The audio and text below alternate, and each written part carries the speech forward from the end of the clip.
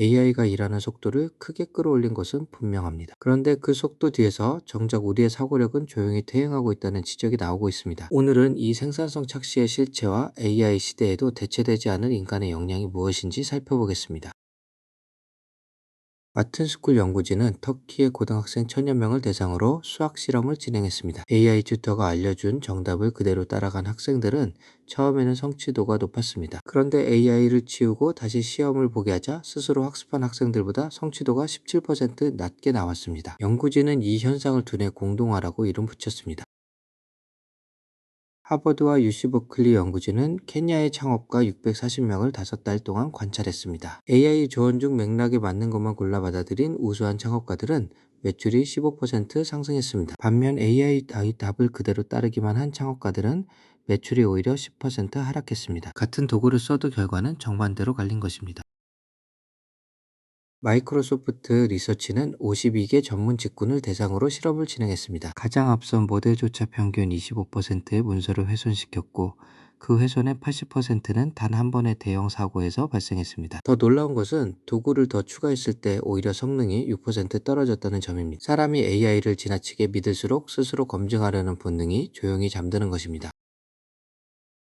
조직 안에서도 비슷한 문제가 반복됩니다.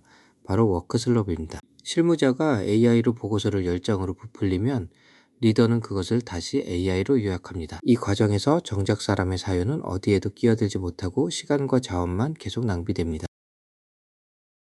소통에서도 변화가 생기고 있습니다. 정제된 생각을 전하려는 노력 자체를 생략하는 보살핌의 회피 현상입니다. 상대방의 맥락을 고려하지 않고 AI가 뽑아낸 글을 그대로 던지는 방식은 편리해 보이지만 조직의 협력 구조를 서서히 약화시킵니다.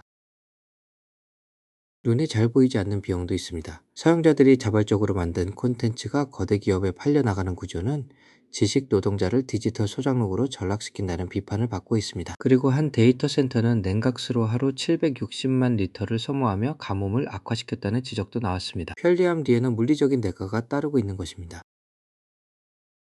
여기서 흥미로운 역설이 하나 있습니다. 과거의 예상과 달리 AI는 고도의 논리를 다루는 번역가나 프로그래머, 주식 분석가 같은 직업부터 먼저 대체하고 있습니다. 인간에게 쉬운 일은 기계에게 어렵고 인간에게 어려운 통계 연산은 기계에게 오히려 쉽다는 것입니다. 이 역설이 지식 노동자의 위기감을 키우고 있습니다.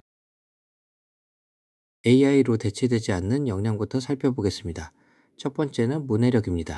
핵심만 훑어 읽는 습관과 쓰기 자체를 외주화하는 태도로 인해 현대인의 문해력은 조용히 무너지고 있습니다. 복잡한 맥락을 끝까지 견뎌내는 힘, 즉 인지적 인내심을 되찾는 것이 첫 번째 대체 불가능한 역량입니다.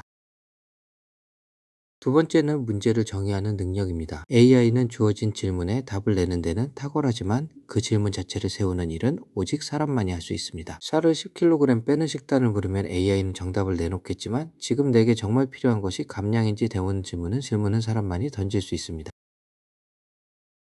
세 번째는 전문 분야의 어휘력입니다. 특정 영역의 정밀한 용어를 아는 사람은 AI가 내놓은 결과물의 좋고 나쁨을 정확히 가려낼 수 있습니다. 반대로 어휘력이 부족하면 모호한 답변을 그대로 받아들이게 되고 결국 낮은 해상도의 결과물만 계속 순환되는 악순환에 빠지게 됩니다.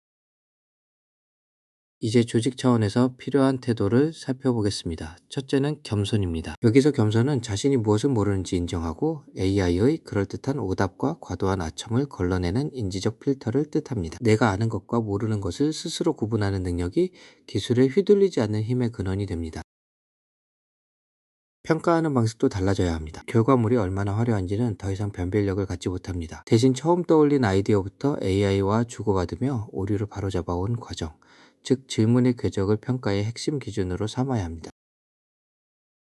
리더의 역할도 다시 정의되어야 합니다. 권한을 독점하던 리더십은 구성원의 실수나 무지를 솔직하게 고백하기 어려운 분위기를 만듭니다. 리더십을 잠시 위임받은 역할이자 서비스로 바라볼 때 비로소 구성원들이 안심하고 자신의 부족함을 드러낼 수 있는 심리적 안정감이 만들어집니다. 이선 물리 교수는 사람과 AI가 함께 일하는 네 가지 원칙을 제안합니다. 첫째, AI를 특별할 때만 꺼내는 도구가 아니라 기획부터 마무리까지 함께하는 동료로 상시 배치합니다. 둘째, 최종 판단과 윤리적 결정은 반드시 사람의 몫으로 남겨둡니다. 셋째, 막연한 명령 대신 구체적인 역할을 정해 지시합니다. 넷째, 완벽함을 기다리지 말고 지금의 불완전한 AI와 함께 일하며 진화해 갑니다. 오늘 내용을 정리하겠습니다. 세상이 빨라질수록 오히려 내 사람은 더 깊이 사유하는 뿌리를 내려야 합니다. AI에게 무엇을 맡기고 무엇을 스스로 남겨둘지 판단하는 것, 그리고 자신의 인지적 한계를 성찰하며 질문을 던지는 태도만이 우리를 도구를 지배하는 존엄한 창조자로 남게 해줍니다.